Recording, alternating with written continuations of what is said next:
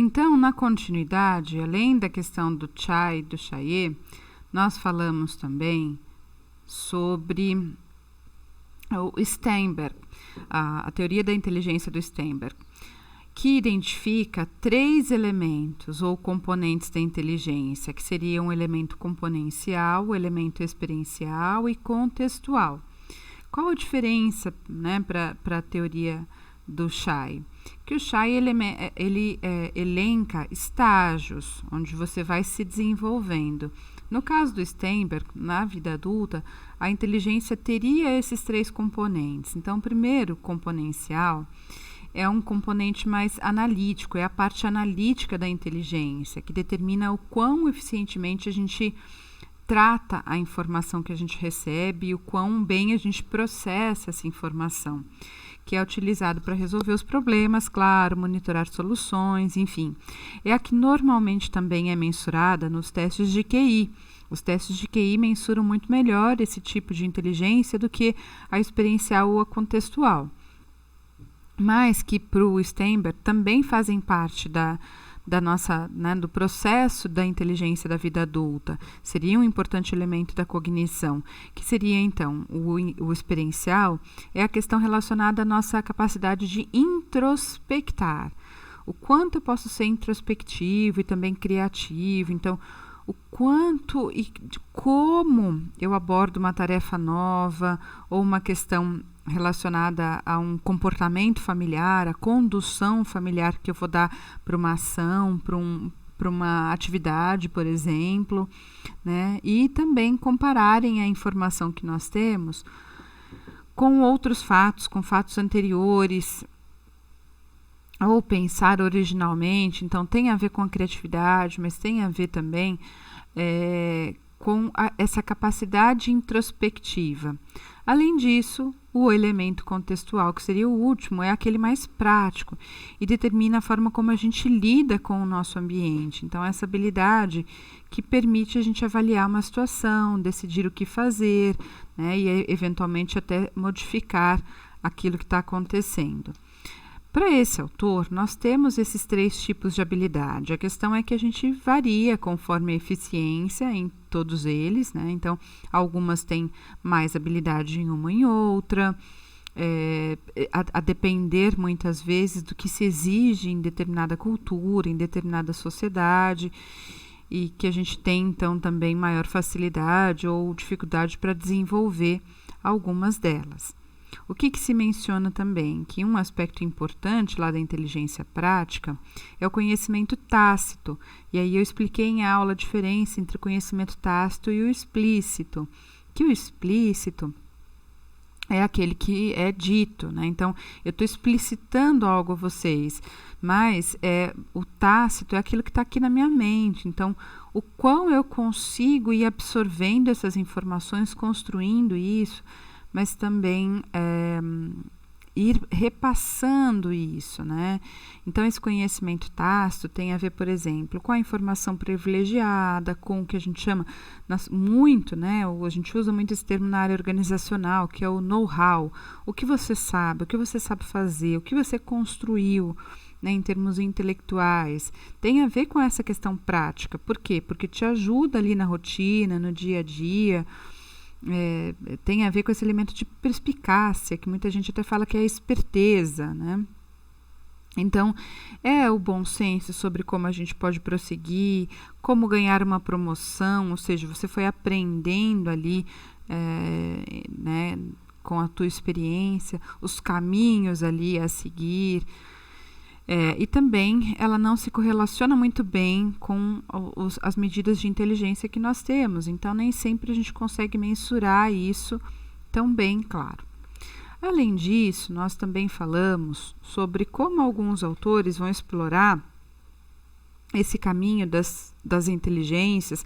Falamos sobre outros autores que mencionam, além da inteligência emocional, outras diferentes inteligências, como o Daniel Goleman, né, que fala muito sobre inteligência emocional, mas sobre o Howard Gardner, que fala sobre as 7 inteligências, 7 tipos de inteligência: inteligência musical,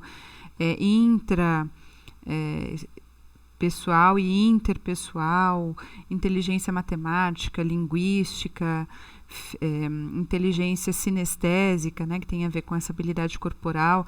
Comentamos bastante isso em aulas, vocês ainda verão, né, mais sobre as teorias de inteligência, então foi só para vocês saberem já que elas também existem, né, outras tantas inteligências, mas é um aspecto importante quando a gente pensa no desenvolvimento, a questão da inteligência emocional, que refletiria essa nossa capacidade de gerenciar bem as nossas emoções. Então, capacidade de perceber, de usar, de entender, administrar e regular as nossas emoções, né? Então, nossas e também a dos outros, com o fim de alcançar alguns objetivos. A inteligência emocional é algo muito mais típico do processo da vida adulta do que do adolescente, do que o da criança. Isso não significa que eles não possam ter ou fazer também, né? Mas que tem, claro, a ver com tudo aquilo que a gente foi construindo em termos identitários durante a vida. Portanto, a inteligência emocional permite aí que a gente utilize as emoções para lidar de maneira mais efetiva com os nossos ambientes. Além disso, falamos sobre as fases do Erik Erikson, que eu vou explicar um pouco melhor depois quando falar sobre o desenvolvimento da vida, né, do idoso. Mas, no que tange a questão da vida adulta, a gente tem o processo de moratória, que o Erikson fala, que é o alívio das pressões relacionadas ao desenvolvimento físico, hormonal, também, por que não, né, de identidade, que permite um desenvolvimento de identidade um pouco mais leve, né, que permite um pouco mais de liberdade em relação à experimentação dos nossos papéis sociais, né, em relação à adoção também desses papéis, o que a gente vai querer atender ou não.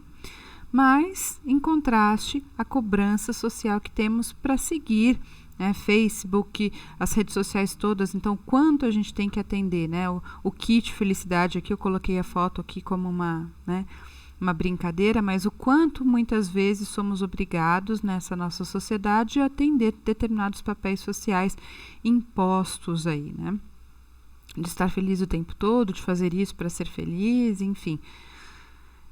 Essa foi uma discussão que fizemos em sala de aula. Além disso, falamos também sobre a recentralização, o que pode acontecer durante a vida adulta, né, e o processo de desenvolvimento da identidade, que é eu estar insatisfeito com uma identidade que eu pré-estabeleci e o processo de querer mudar isso. Então, eu vou me recentralizar. Então, durante a vida adulta, eu tenho essa possibilidade de fazer isso. Por quê? Porque a gente passa por esses 3 processos que têm relação com poder, com responsabilidade e tomada de decisão, né, que passam lá da nossa família de origem para a gente. O primeiro estágio, né, é o adulto emergente, então o indivíduo está inserido na família de origem, mas as expectativas de autoconfiança, autodirecionamento já começam a ampliar.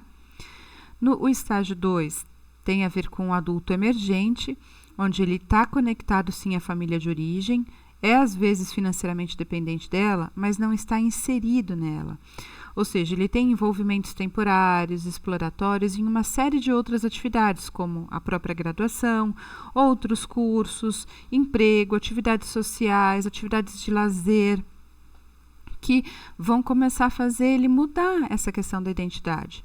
E, por fim, o estágio 3, geralmente em torno dos 30 anos, onde a gente entra, né, para o adulto, aí entra na ideia, entra para alguns autores ou encerra até, tá? Esse período do adulto jovem, onde a marca é a independência da família de origem, né, embora você vá manter o vínculo com a sua família, você já pode caminhar de maneira independente e começa a fazer compromissos relacionados à carreira, relacionados a relacionamento amoroso, eventualmente a filhos, né, a depender aí dos papéis sociais a que esse adulto quer seguir. Então, essa é a parte 2 aí desse slide. Encerramos aqui, então.